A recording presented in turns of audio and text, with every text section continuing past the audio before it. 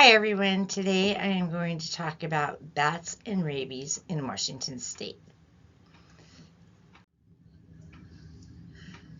Rabies are the zoonotic viral disease that can affect all mammals. In the United States, the majority of human rabies cases are caused by bats, which are the only known reservoirs for the rabies virus in Washington state. And that is a quote by Bonwit and his researchers in 2018.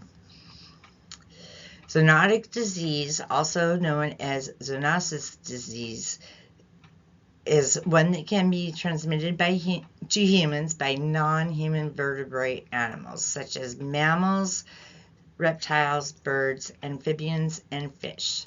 That is the Encyclopedia Britannica definition that was written by Millicent Edison in 2021.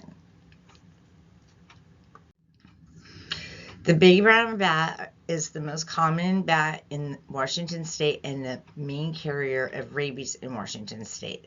Out of 176 bats that were tested positive for rabies, 96 of them were the brown bat, and that is a number that is still growing today. In 2018, researchers tested 2,093 bats that were indigenous to Washington state, and only 28% of those were the big brown bat.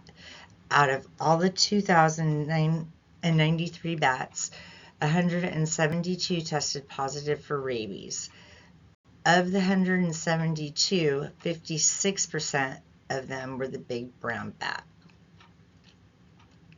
That is 96 bats in total. During the same time, 20 people were tested positive for rabies, and 17 of them were confirmed to have acquired rabies from the big brown bat. Before the 20th century, domestic dogs were the main carriers of rabies. After that, they streamlined the vaccination, and rabies were almost extinct in North America. There are lots of other animals that carry the virus of rabies. And they are raccoons, coyotes, skunks, and foxes, but none of those are reservoirs for rabies in Washington state or any of our borderline jurisdictions. Our borderline jurisdictions are British Columbia, Oregon, and Idaho.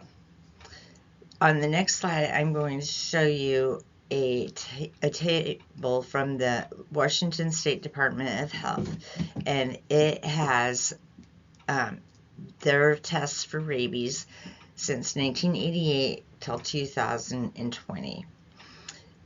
Just to let you know that the Department of Health does not test for rabies on animals unless a person brings them in and asks to have them tested, or they fear that they have gotten rabies. So on this chart, it's kind of hard to see, but they tested all kinds of wild animals and domestic animals and bats. And they tested 8,584 bats, and 530 of them were tested positive for rabies.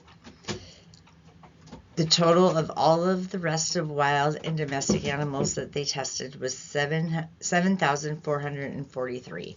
Of those, only 4 of them tested positive for rabies. And of those 4, there were 2 domestic cats, a horse, and a llama. Velasco Villa stated in 2017 that the continued presence of bat rabies poses novel challenges in the absolute elimination of canine and human rabies.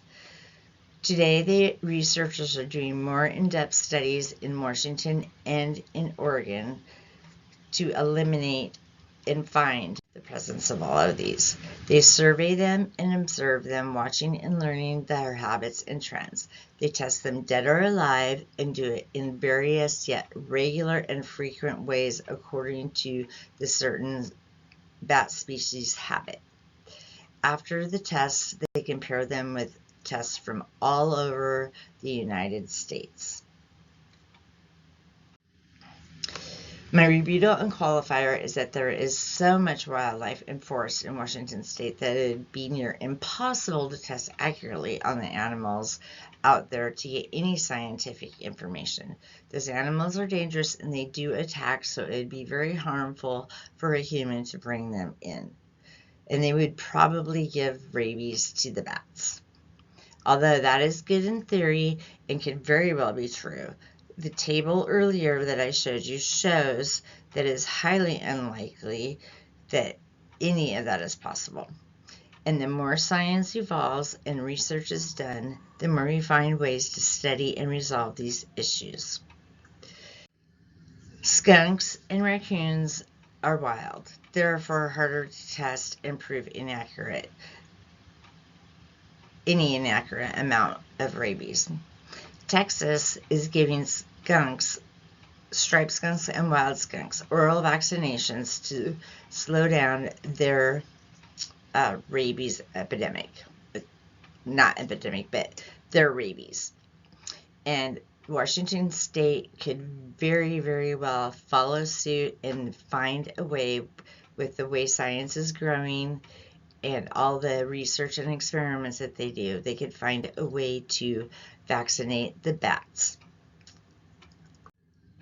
In conclusion, Washington state has the #1 bat that causes rabies, and it is scientifically proven that that is the only animal that has been causing rabies in Washington state.